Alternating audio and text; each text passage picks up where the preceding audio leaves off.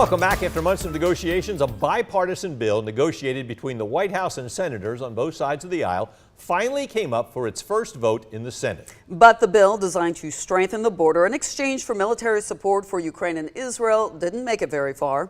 Skylar Henry shares more from Capitol Hill.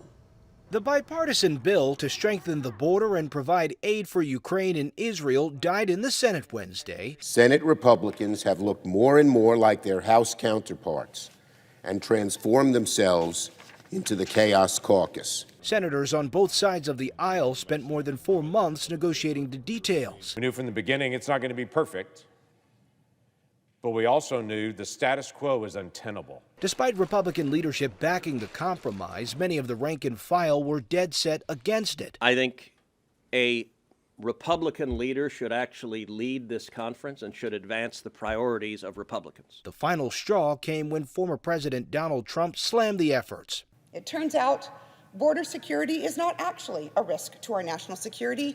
It's just a talking point for the election.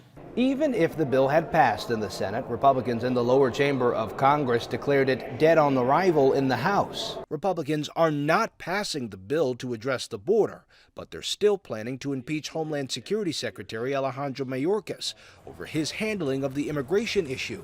The yeas are 214 and the nays are 216. The resolution is not adopted.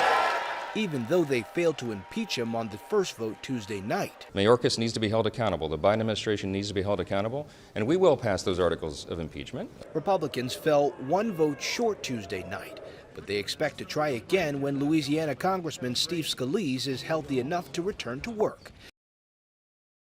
Texas Democrat Al Green surprised Republicans when he left the hospital to show up and vote against Mayorkas' impeachment.